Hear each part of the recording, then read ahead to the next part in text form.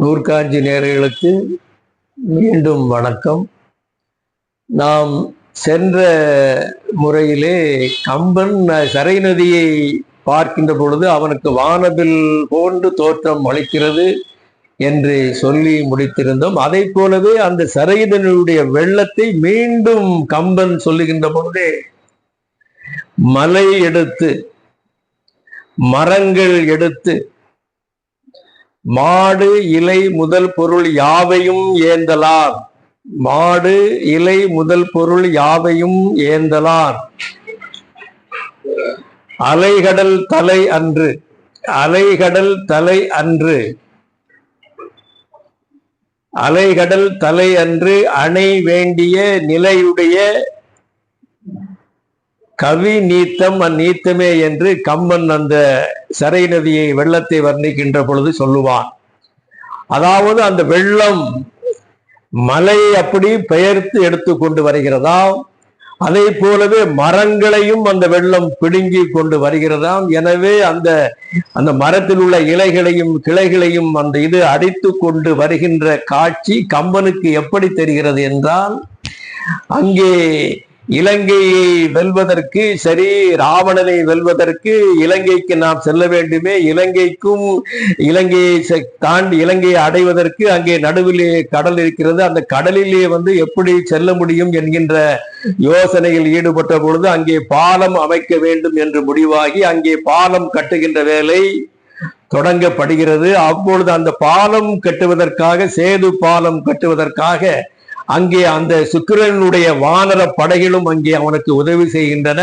எனவே அந்த வெள்ளம் மலைகளை பெயர்த்து கொண்டும் மரங்களை அடித்து கொண்டு வருவதும் இலைகளையும் கிளைகளையும் தாங்கி வருவது எதை போல இருக்கிறது என்றால், அங்கே அந்த கடல் நடுவே அந்த பாலத்தை கட்டுவது, அந்த பாலத்தை கட்டினால் இலங்கையை அடைய முடியும் என்கின்றதற்காக அந்த பாலத்தை கட்டுகின்ற பொழுதே அங்கே அந்த வானர படை அந்த பாலம் கட்டுவதற்கு மலைகளை பெயர்த்து தன்னுடைய தலைமையில் தூக்கி வருவது போலவும், அதே போலவே அந்த வானரங்கள் மரங்களை கொண்டு வருவதும் கிளைகளை கொண்டு வருவதுமான காட்சியை இங்கே கம்பன் மிக அருமையாக படம் பிடித்து காண்பிக்கின்றான். எனவே அலைகடல் தலை அன்றி, அலைகடல் தலை அன்று அணை வேண்டிய நிலையுடைய கவி நீத்தம் அந்நீத்தமே. நீத்தம் என்றாலே ஒரு பெரிய ஒரு வெள்ளப்பெருக்கு போன்றது. அதை போலவே வானரங்களும் ஒரு வெள்ளத்தை போன்று மிகுதியாக அந்த பணியிலே ஈடுபட்டன. எனவே அந்த காட்சி கம்பனுக்கு அந்த சரை நதியுடைய வெள்ளம் அந்த வானர படையினுடைய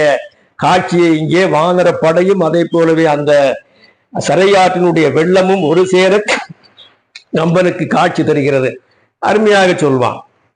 எனவே இந்த வானரங்கள் என்று சொல்லுகின்ற பொழுதே அங்கே பின்னால் கம்பராமாயணத்திலே அந்த பாலம் கட்டும் வேலை, அந்த சேது கட்டுகின்ற வேலையை கம்பன் சொல்லுகின்ற பொழுதே அந்த வானர கூட்டத்தையும் வர்ணிப்பான்.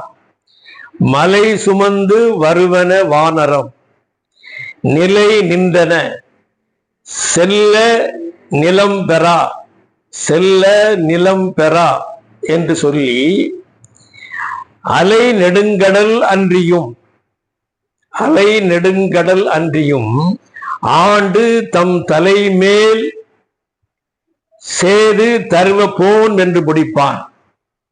அந்த பின்னால் கம்பன் சொல்லுகின்ற பொழுது அந்த சேது பாலத்தை கட்டுகின்ற பொழுது அந்த வானரங்களுடைய அந்த வேலைகள் இவன் சொல்லுகின்ற பொழுதே அங்கே அந்த வானரங்கள் மலையை தங்களுடைய தலையிலே பெயர்த்து எடுத்து வைத்து கொண்டு வருகின்றதா. எனவே வானரங்கள் நிற்பதற்கே இடமில்லாத அளவிற்கு அங்கே வானர கூட்டங்கள் மிகுந்து காணப்படுகின்றன. எனவே அந்த மலையை இறக்கி வைக்க முடியாமல் தன்னுடைய தலையிலே சுமந்து நிற்கின்ற ஒரு காட்சியை கம்பன் சொல்கின்ற பொழுது அந்த மலையை போன்றும் அதை போலவே ஒரு பாலத்தை தங்களுடைய தலைமேல் அந்த வானரங்களும் தாங்கி நின்றன என்று ஒப்பிட்டு சொல்லுகின்ற காட்சியை இங்கே கம்பன் சொல்லுகின்றதை மிக அருமையாக கம்பன் பின்னால் அருமையாக சொல்லுவான். அந்த வகையிலே இந்த வானரங்கள் என்று நாம் பேசுகின்ற பொழுதே நம்முடைய சிந்தையிலே நெஞ்சத்திலே பல்வேறு காட்சிகள் நினைவுக்கு வருகின்றன. அதை குற்றால குறவஞ்சியிலே திரிகூட ராசப்ப கவிராயர் அந்த குற்றால மலையினுடைய வளத்தை அந்த காட்சியை சொல்லுகின்ற பொழுதே மிக அருமையான பாடலை சொல்வார். வானரங்கள் கனி கொடுத்து மந்தியோடு கொஞ்சும், மந்தி சிந்து கனிகளுக்கு வான்கவிகள் கெஞ்சும், காணவர்கள் வெளியெறிந்து வானவரை அழைப்பர், கமன சித்தர் வந்து வந்து காய சித்தி விளைப்பர், தேனருவி திரை எழும்பி வானின் வழி ஒழுகும், செங்கதிரோன் பரிக்காலும் தேர்காலும் வழுகும் என்று சொல்லிவிட்டு, கூனல் இளம்பிறை அணிந்த வேணி அலங்காரர் திரிகூட மலையங்கள் மலையே என்று திரிகூட ராசப்ப கவிராயர் அங்கே அந்த வானரங்களுடைய காதல் காட்சியை மிக அருமையாக கவித்துவமாக படம் பிடித்து காண்பித்திருப்பார். அதாவது அங்கே வானரம் என்றாலே ஆண் குரங்கு என்று பொருள், மந்தி என்றாலே பெண் குரங்கு என்று பொருள். அங்கே குற்றால மலையிலே, பொதிகை மலையிலே அந்த ஆண் குரங்கு பழங்களை கொடுத்து தன்னுடைய காதல் குரங்குகளுக்கு, மந்தி குரங்குகளை பழங்கள் கொடுத்து கொஞ்சுகிறது. அந்த பழங்களை கொடுக்கின்ற பொழுது சில பழங்கள் கீழே விழுகின்றன. அந்த பழங்களை எங்களுக்கு தாருங்கள் என்று சொல்லி வானத்தில் இருக்கின்ற தேவர்கள் கெஞ்சி கேட்கின்றார்களாம். எனவே நீங்கள் அங்கேதான் இருக்கின்றீர்கள், நீ கீழே இறங்கி வந்தால்தான் உங்களுக்கு அந்த பழங்கள் கிடைக்கும் என்பதை அந்த திரிகூட ராசப்ப கவிராயர் சொல்கின்ற பொழுது, காணவர்கள் விழியறிந்து வானவரை அழைப்பர்.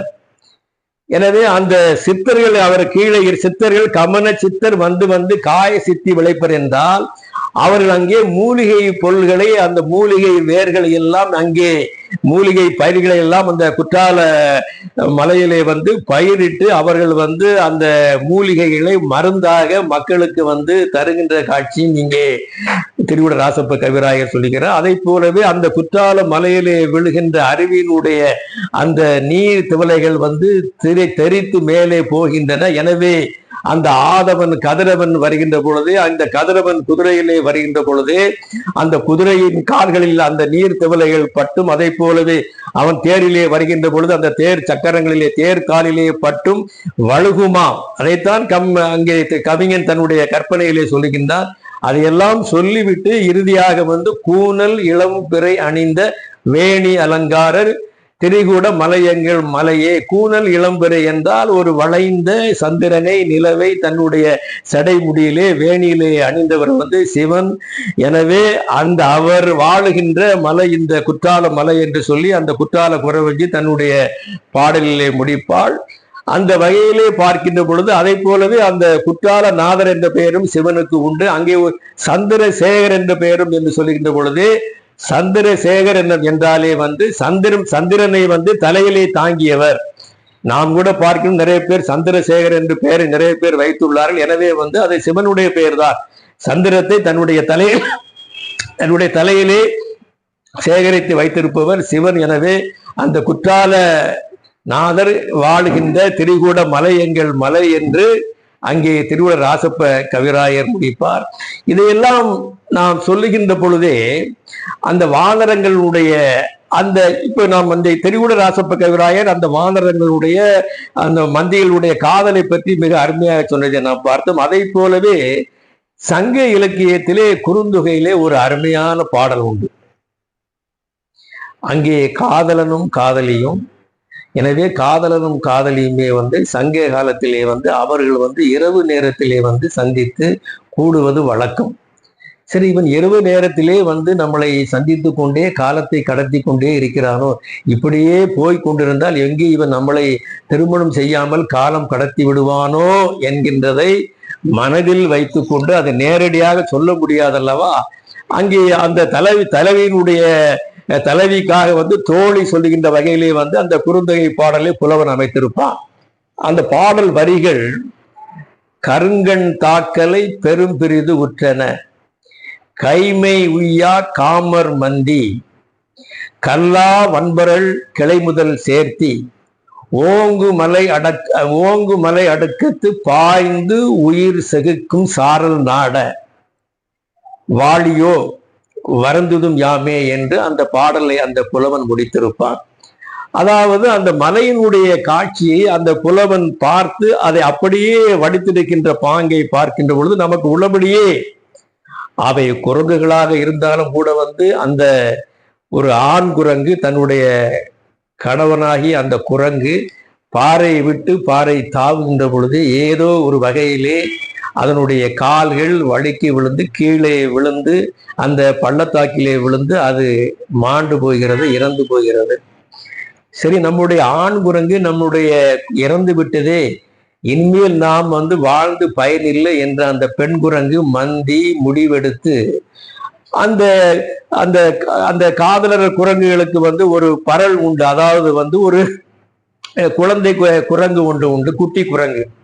சரி, இதை நாம் என்ன செய்வது என்று அது ஒரு தீர்மானித்து கடைசியாக தன்னுடைய அந்த சுற்றத்து குரங்கிடம் தன்னுடைய அந்த குழந்தையை கொடுத்து விட்டு கடைசியாக இதுவும் மலை உச்சிக்கு மேலே சென்று கீழே விழுந்து அந்த குரங்கும் பாய்ந்து தற்கொலை செய்து கொள்கின்ற காட்சியை அங்கே புலவன் சொல்லுவான். இதை சொல்லுகின்ற பொழுது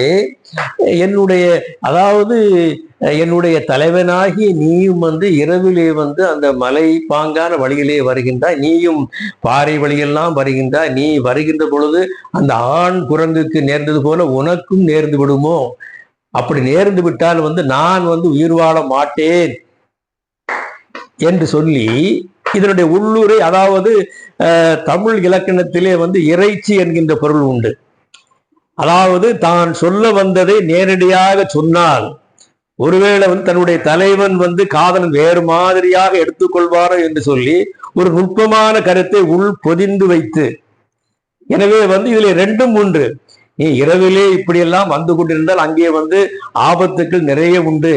நீயும் அதை போல தவறி விழுந்து இறந்து விடுவதற்கான வாய்ப்பு உண்டு. எனவே நீ இறந்து விட்டால் நானும் உயிர் வாழ மாட்டேன். எனவே நீ இந்த இரவு வருவதை தவிர்த்து என்னை விரைவாக நீ மனம் முடித்து கொண்டால் நாம் ஊராருக்கு அஞ்சாமல் நாம் இரவும் பகலும் ஒரு நல்லதொரு வாழ்க்கையை நடத்தலாம் என்கின்ற கருத்தை உள்ளே வைத்து அந்த புலவன் பாடிய பாடல் உள்ளபடியே நமக்கெல்லாம் ஒரு பெரும் மகிழ்ச்சியையும், சங்க இலக்கியத்திலே அந்த வானரங்கள் அதே போலவே மந்தியிடம் இவ்வளவு ஒரு காதல் தன்னுடைய ஆண் குரங்கு இறந்து விட்டதே என்பதை பொறுத்து கொள்ள முடியாமல் பாய்ந்து உயிர் விடுகின்ற காட்சியையும் அதே போலவே ஒரு நல்ல உள்பொதிந்த கருத்தையும் அங்கே புலவன் சொல்லுவது நமக்கு உள்ளபடியே ஒரு நிறைவான மகிழ்ச்சியை தருகின்றது.